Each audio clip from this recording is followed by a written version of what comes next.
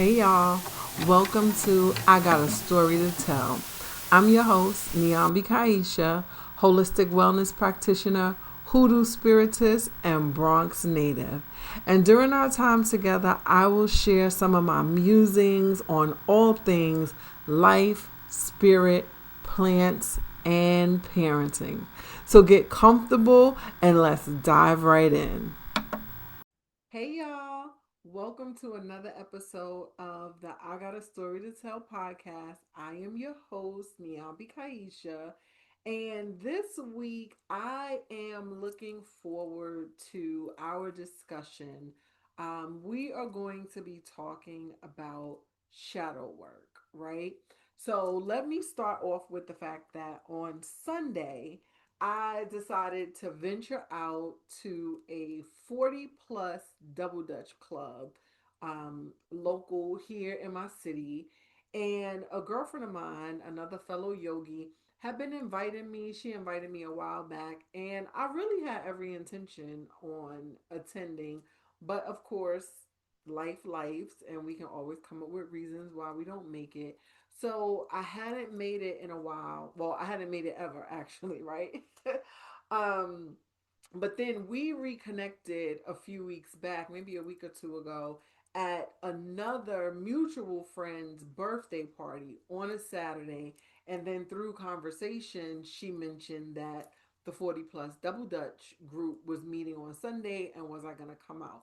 So I was like, you know what? I need to go. Let me go ahead and go. But then Sunday came and Sunday went. I really can't remember what came up, but something came up legitimately. I wasn't just avoiding it and I couldn't make it. So then this week when I woke up, I said, I had an appointment at 1 o'clock and then I said, I'm gonna go to Double Dutch at 2:30. And I said that when I first woke up, and then as the day progressed, I had started like ebbing and flowing in my mind. And my girlfriend DM'd me and said, not sure if you're gonna make it. If you can't, that's fine. But if you can, we would love to see you or whatever, whatever. And for me, that solidified it, right? So I said, okay, let me go ahead and go. Now, how do I tie this into shadow work, right? So I'm gonna bounce around a little bit. I would say at least maybe the last 2 weeks, maybe a little bit more than that. I have been receiving messaging. And when I say receiving messaging, I share on here with you guys that for me, messaging comes in all sorts of ways. So if I hear old school songs that take me back to a certain period in my life, and I hear one song and then I hear another song, and then a show that was a favorite show of mine during that same period comes on, or somebody refers either to me or somebody around me, maybe the nickname that I used at that time. To me, all of that is messaging. So when I talk about notice what you notice, it is how you string the things together, right? So hearing songs, for me, music is a very I'm able to identify very specific seasons and times of my life based on the song, the energy of the music, what was going on. um Nicknames that I had at that time, I only had one. But if somebody refers to me by that nickname, and really there are there's only there's only mm, four people that are still in my life that refer to me by that nickname, but they don't call me by that on a daily basis, right? So when they reference me in that way, to me that's a sign, right? So I have received signs and awarenesses and synchronicities around just my childhood or a younger version of me. Let me put it that way, because like I said at the top of this, we're going to talk about shadow work. And so when I use the term shadow work, to me, shadow work is not necessarily just about the deep, dark, muck, mire, the hard things, but it's about anything that is within us that is influencing our day to day, but we don't necessarily have our eyes on it, right? So when you think about astrology, the sun illuminates, right? So the sun is our conscious awareness. On a day to day basis, I am consciously aware that I am a 46-year-old mother of three boys that works in an executive role at a YMCA. I maintain a household. I'm a holistic wellness practitioner. I practice yoga. I have a podcast. These are all of my conscious awarenesses. But the moon is our subconscious. And what we have to understand is simultaneous to the things that we believe we have our eyes on, the subconscious is playing just as much of a role in our day to day. So I may have my eyes on a very conscious, present now version of Niambi, but there are past versions of me that are guiding and directing and influencing and facilitating how I respond to situations, how I show up in situations, what I believe about myself, what I believe about others, what I believe about what's possible, right?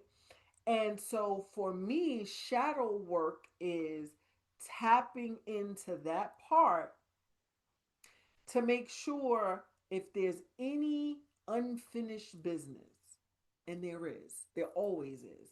So I shouldn't say if there's any unfinished business, but the unfinished business that may be trying to bubble up that is not serving the conscious version, right? The unfinished business that is the 7-year-old version, the 9-year-old version, the 12-year-old version, the 15-year-old version, the 23-year-old version, the 34-year-old version, whatever, that is influencing and impacting how this 46-year-old version of Niambi is walking through life. That's what shadow work is to me, right? And yes, sometimes it's really deep, sometimes it's trauma filled, sometimes it's really hard, but sometimes it's not that deep. Sometimes it's just a uncovering, sometimes it's just a reflecting or a looking back, right? So, set the stage with that. Let's come back to Double Dutch. So, the few weeks prior, a couple of things had happened. I had heard a Lauryn Hill song, which may seem like, oh, that's not that big of a deal, but I don't listen to the radio. So the music that I hear is curated through my playlist, my Amazon Prime. I don't listen to the radio. And when I do watch TV, it is usually something that is being streamed. So there are not a lot of commercials, there are not a lot of opportunities for things to just sort of introduce themselves other than like when I'm out and about or if somebody else is listening to music or if a car goes by playing the song. So I'll be quite honest with you, I can't remember where I heard the song at, but the Miseducation of Lauryn Hill, I did a whole maybe like 3 or 4 lives around that album, around how pivotal of a time of my life it was, and how important those songs were, and how even when the album came out, I don't know that I understood in its totality, right? Like hindsight is always 2020, but I did know, right, that what she was singing about and what I was walking through, there were some parallels. So I heard a song, and then I came across a picture of myself, and again, my old pictures, they're in a few different places.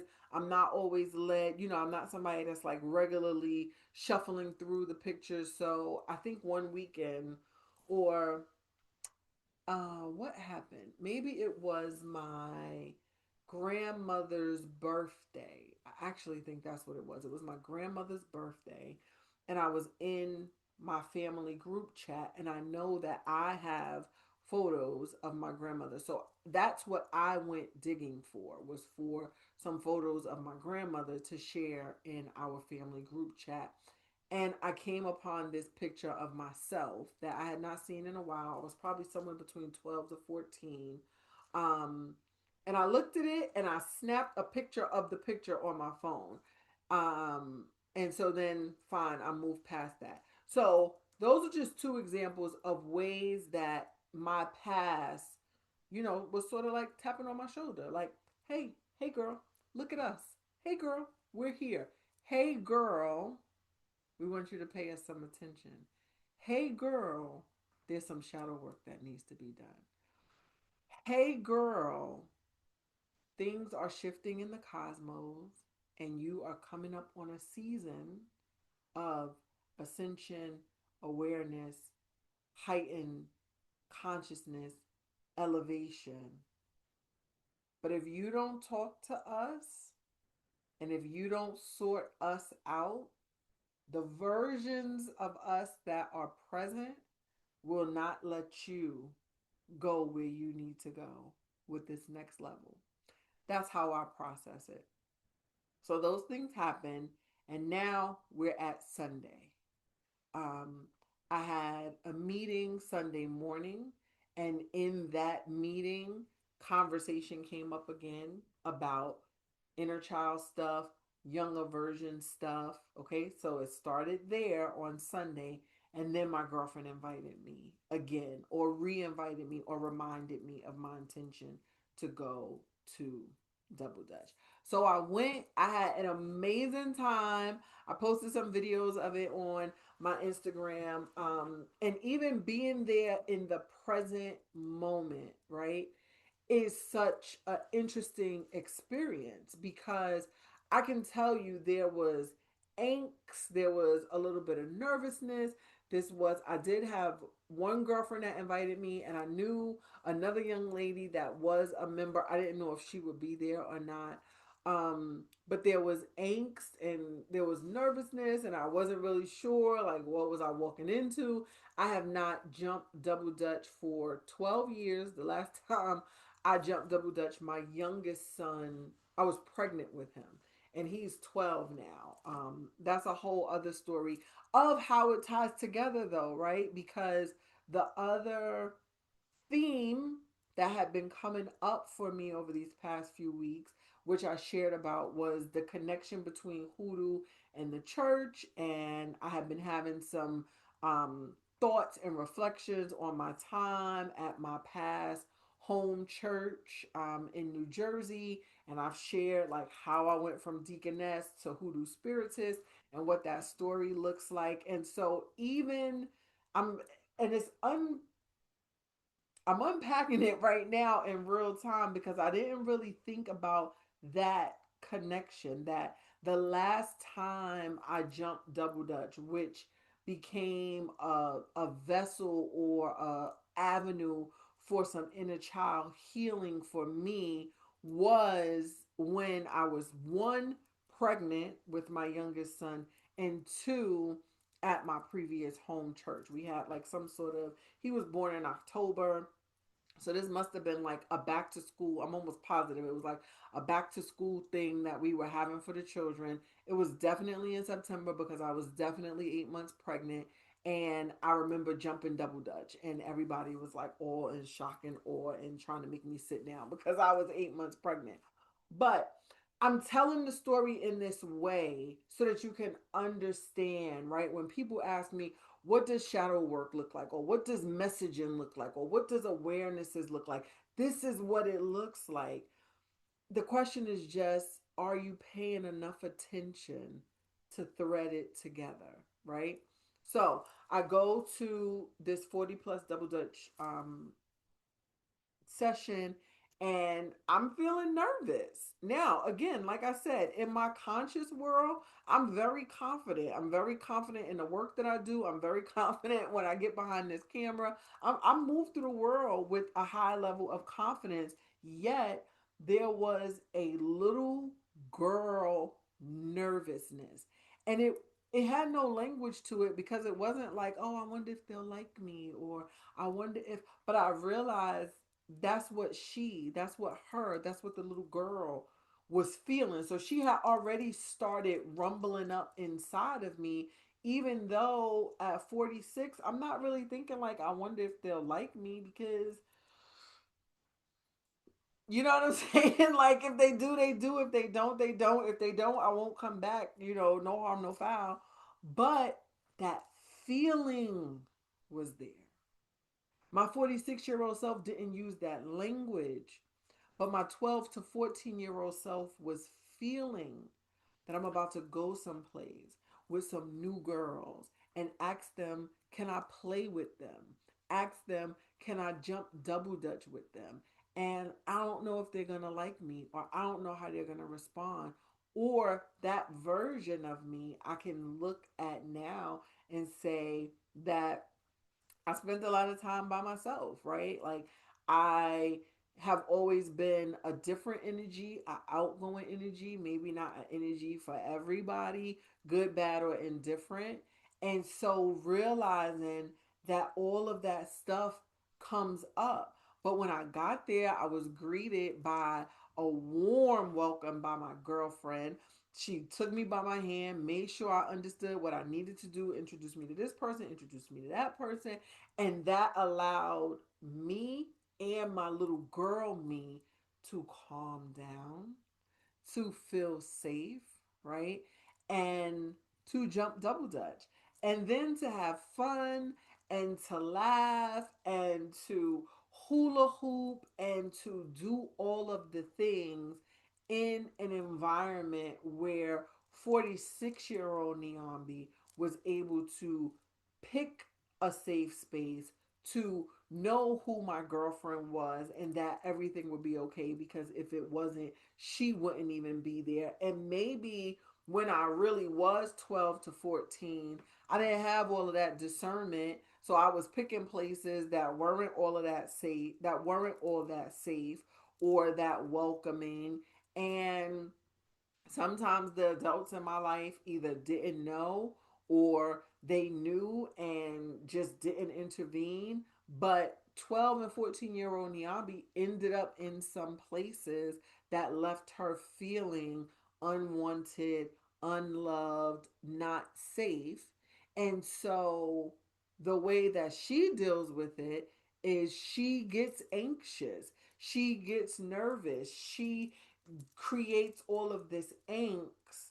And that used to be the reason that we would just not do things, right?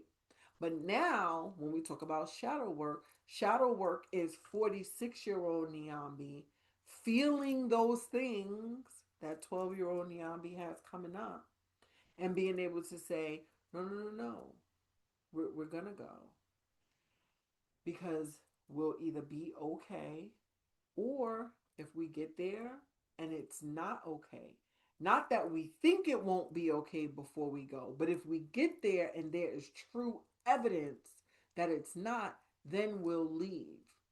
But by us going, if we get there and it's fine, we get to have an amazing experience. We get to have fun.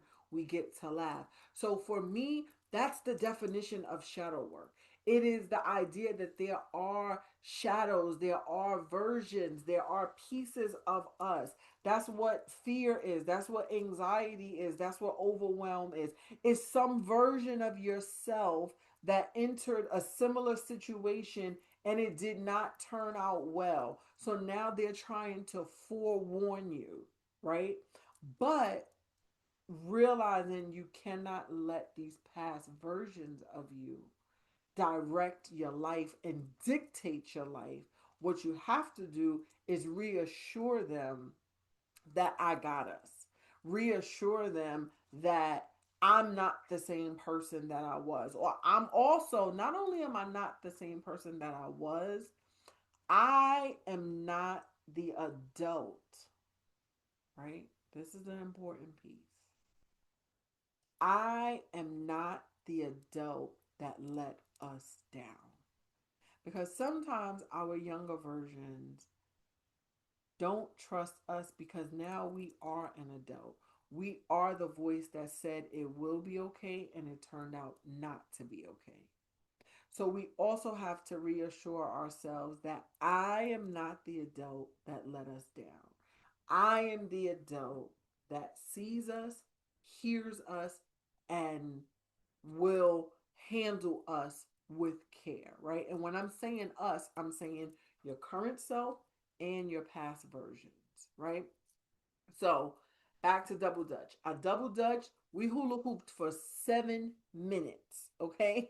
So not only did my inner child get some healing, my current physical body got a good workout, got a good engagement with other women just trying to move through their lives. We talked, we laughed, we danced, we prayed, we had prayer requests, and we had testimonies or praise reports. And even that type of language and terminology, right? Like going back to the idea, excuse me, that my church home came up, or my past church home came up for me this weekend. And for me, it was the reminder that, like I say, hoodoo is the black church. The black church is hoodoo. And praise and worship is what I do. It is what I have always done.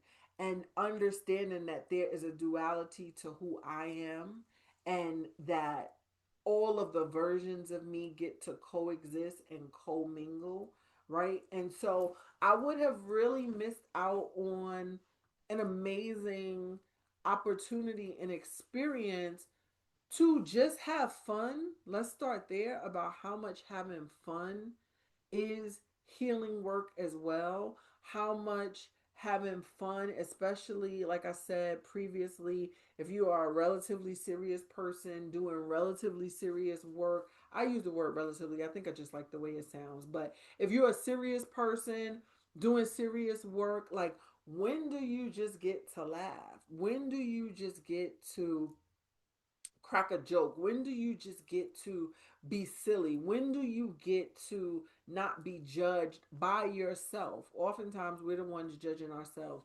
When do you get to do those things? And a lot of times, it requires us to step out of our comfort zone, which also may be, encased in solitude and being alone, right? And going places where there are other people that have high vibrating energy, but will laugh, will joke, will play music, will dance, will do whatever it is that will help usher in joy for you. That is an important piece to the healing process, to the living process, to the thriving and not just surviving process, right? So it, for me, um was really,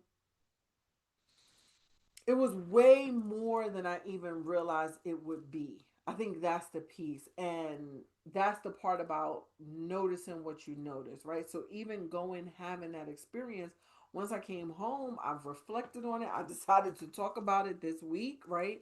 Um, so it's paying attention to what is showing up in your awareness, the songs, the nicknames. If you had a favorite food, if you had a favorite snack as a child, and you go in the store and happen to see it. I was at work today and happened to go into somebody's office that I do not go into often, and they had annihilators. And I have a whole story about annihilators. And yes, I run the word on together. So it sounds like I'm saying annihilator, but I'm really saying now and laters, the candy. But that's a childhood thing for me, right? I don't go out and buy annihilators right now, but anytime I see them, it reminds me. I'm like, oh my god, I love me a good apple annihilator, the green ones. But again, it's still allowing me to provide comfort and reassurance to my little girl,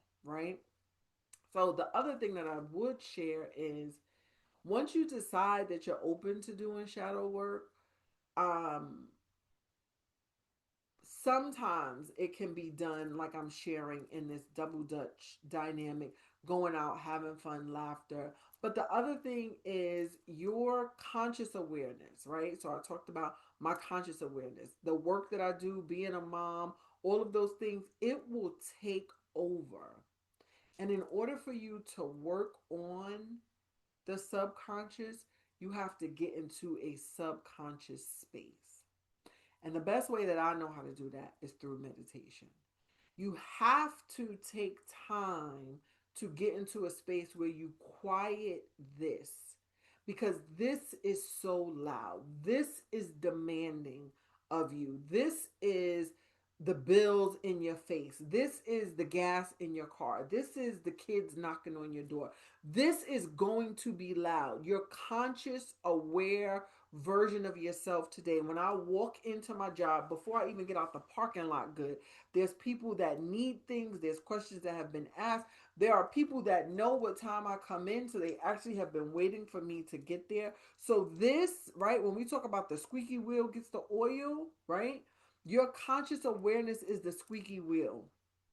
And it will get the oil, take your oil, deplete your oil, and leave nothing for your subconscious, which is where you have to go in order to do the shadow work, which is where you have to go in order to do the healing.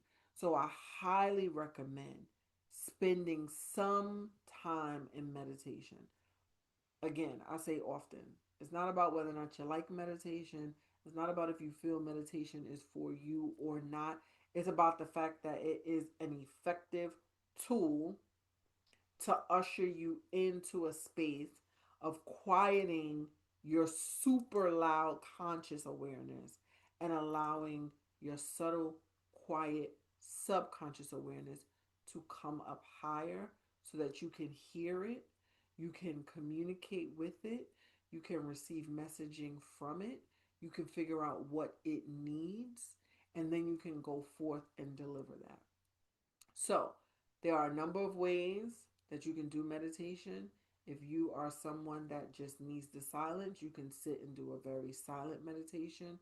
If you go on YouTube, there are all sorts of meditation music that can usher you into a meditative state. If you prefer to hear somebody's voice that gives you guidance and direction, you can Google a guided meditation, and you can also use visualization. So when we talk about inner child or shadow work, there are visualizations that will like take you back to a version of yourself, take you back to an experience, and help walk you through that.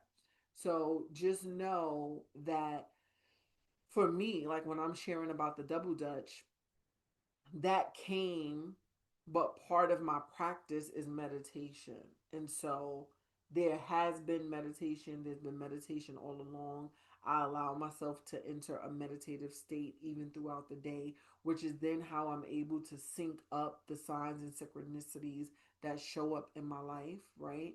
And so the quieting of the noise is very important for you to be able to hear that still small voice within you, for you to be able to hear your higher power, right? To hear your higher self. Silence. Silence is what is required. Silence and meditation music, right? So I just wanted to offer that there is a process of how you get to it so that you can then take the step. So I would say that going to the double dutch group was me taking a step, but it was a step that came after meditation, after awareness that I was about to make a shift spiritually, emotionally, and that there were some parts of me that needed to be released before I shifted into this next season, version, iteration of Niambi, and that came through some inner child healing. Okay, so that is it in a nutshell. What I will say is if this resonates with you, if you would like to go deeper and explore, I do offer one-on-one spiritual guidance sessions where we can go a little bit deeper into these types of concepts and come up with tools and a plan and a process to help support you along your journey. So I will make sure that I put that information in the caption and how you can schedule one-on-one sessions with me and just begin to navigate your um, individual journey, whether it's shadow work that you need to do or a number of other healing focus and techniques that we can explore. Okay, so I appreciate you all. Thank you for joining, and we will be back next week. All right, have a good one.